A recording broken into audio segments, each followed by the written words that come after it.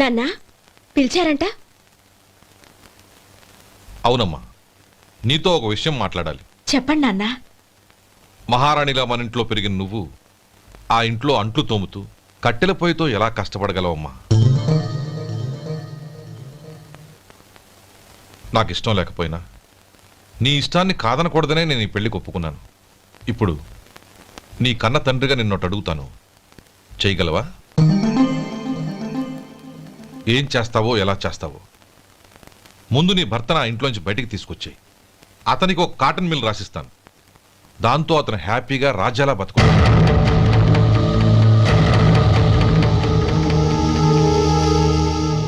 నీ మంచి కోసమే చెప్తున్నానమ్మా. నీ భర్తకంటూ ఓ అంతస్తుండొద్దు.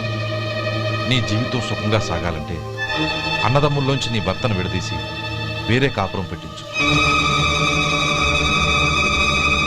ఏమంటావు? అలాగే నాన్నా, నా ప్రయత్నం నేను చేస్తాను.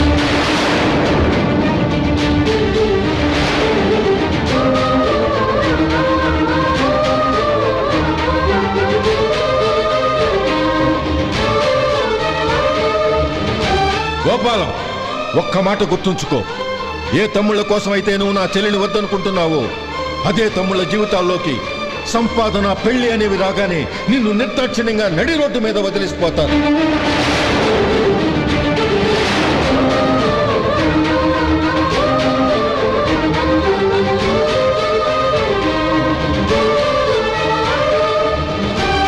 ఓం నమ శివాయ. జంగమ దేవర్లం, ధర్మప్రభువులు, దానం చెయ్యండి. ఏమన్నావు? దానం చెయ్యండి అన్నాను. నన్నేమన్నావు? ధర్మప్రభువులు అన్నాను. ఒరే సొంటి, సాములారికి 2 ఇడ్లీ కట్టి.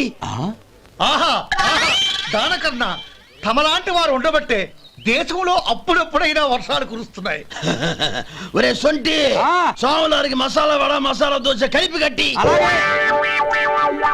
ఆహాహాహా, అలనాటి శిపి చక్రవర్తి పేరు విన్నాను, ఇప్పుడు తమని ప్రత్యక్షంగా చూస్తున్నాను ప్రభు. అబ్బో సమ్మగుందయ్యా. ఒరే సోములారికి పెసరట్టు ఉప్మా, అల్లం చట్నీ వేసి ఉప్మాలో జీడిపప్పు బాగా దట్టించే. ఒరే సొంటి, నే ఇంటికి వెళ్ళొస్తాను, ఫ్యామిలీ వెయిటింగ్. వాళ్ళందరినీ తీసుకుని ఏదైనా మంచి హోటల్కి వెళ్ళి టిఫిన్ చేసి వస్తాను. హోటల్ జాగ్రత్త. అయ్యా అయ్యా, ఆ ఇడ్లీ దోశ పెసరట్టు తమరి చేతులతో ఇప్పిస్తే. ఏంది ఇచ్చేది? ఇవ్వను. ఎవరా? ఎందుకు ఇవ్వాలి? ఎందుకు ఇవ్వాలి అంట. నువ్వేమో నా మనసు సంతోషపెట్టడం కోసం దానకంటుడు, ధర్మ ప్రభువు, శివ చక్రవర్తి, బొంగు బోసానం అన్నావు. నేనేమో నీ మనసు సంతోషపెట్టడం కోసం 2 ఇడ్లీ, ఒక పెసరట్టు, ఒక మసాలా వడ, బొంగు బోసానం అన్నాను. దానికి దీనికి చెల్లు. ఇంకా నువ్వు వెళ్ళు. అయ్యా ఇది అన్యాయం, ఇది అన్యాయం. ఏంది మట్టి గడ్డం కాదు. ఒరే సొంటి, దీన్ని 4 కొమ్ములు తోసిపారే బయటికి. పడించుకుని కొట్టమంటారా? వద్దులే, చచ్చిపోతాడు. మళ్ళీ మర్డర్ కేసు మన మీద. అయితే ఇడ్లీతో కొడతా. ఒరే పాపత్తులారా, అందుకేనా భూకంపాలు వస్తున్నాయి?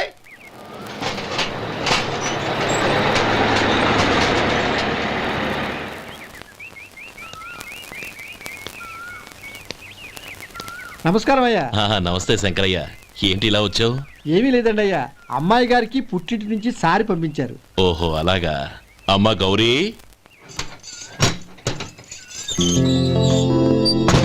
ఏంటి బావగారు పిలిచారు? నమస్కారం అమ్మా. ఏం లేదమ్మా, అయ్యగారు మీకోసం సారి పంపించారు. ఈ లిస్టు ప్రకారం అన్ని సరిగ్గా ఉన్నా లేవో చూసుకోండి.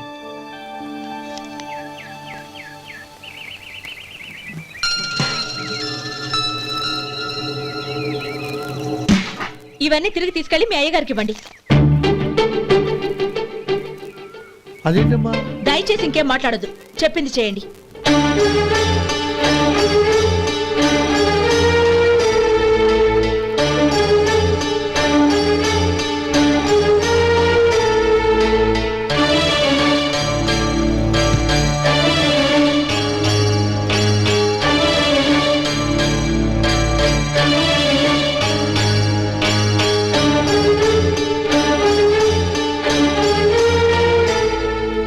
ఏంటి గౌరీ నువ్వు చేసిన పని? మీ నాన్నగారు అంత ప్రేమగా పంపిస్తే తిరిగి పంపించేశావు. ఆయన ఏమనుకుంటారు? ఏమనుకుంటే నాకేంటండి? ఎవరికైనా ఏదైనా పంపించేటప్పుడు వాళ్ళ స్టేటస్ కి తగ్గట్టుగా పంపించాలి. నాకు పంపించాల్సిన వస్తువులు అవి. ఆ మాత్రం ఇంగిత జ్ఞానం లేకుండా పంపితే నేనెందుకు తీసుకోవాలి?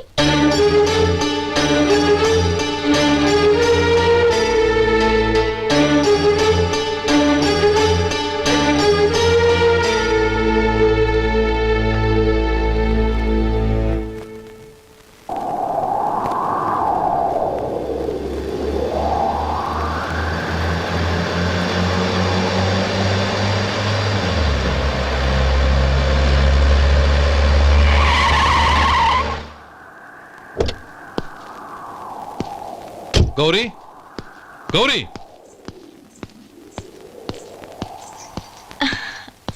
రండి నాన్న. ఏంటమ్మా నువ్వు చేసిన పని? నేనేం చేశాను?